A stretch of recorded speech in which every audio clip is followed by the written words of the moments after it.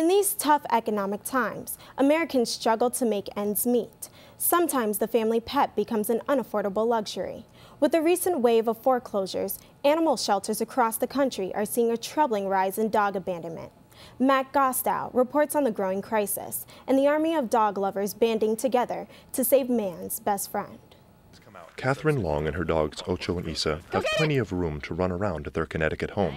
But Catherine knows not every dog is so lucky. There's just so many dogs out there that are in these shelters that need homes that are amazing dogs. Aware that animal shelters were becoming alarmingly overcrowded with abandoned pets, she decided to do something unusual. Since June, she's been renting out Ocho in Central Park to raise money to help. It's rent a dog, $5 is written on the sign, just like a lemonade stand. A wave of foreclosures and rising unemployment has forced a growing number of families to give up their pets. And the result? Packed shelters. Veterinarians especially understand why pets are often the first expense to be spared. If they have to come down to a choice between feeding their child and feeding their pet, they make the decision of feeding their child. Sandra DeFeo, director of the Humane Society of New York, has seen the economic impact firsthand. They just feel overwhelmed, that they can't take care of themselves, and they don't want this. They want their dog that they really love to be taken care of, and that's why they bring them here. And shelters across the country are finding one group is being particularly hard hit.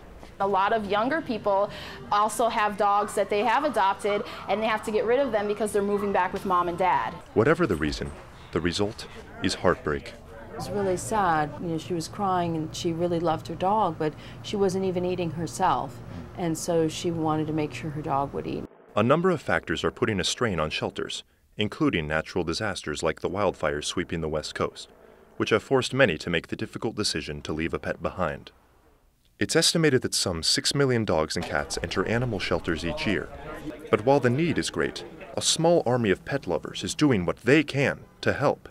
A fostering service called Little Monsters has partnered with the national chain PetSmart to find a home for these and countless other dogs. Little Monsters has placed 153 dogs in homes in the past 6 months, a rise of more than 50% from last year. Hang out with a little buddy and give them a lot of time and love that they wouldn't normally get in like a shelter, and until they get their final home. And you could actually do that, every couple of weeks you could potentially have a new dog.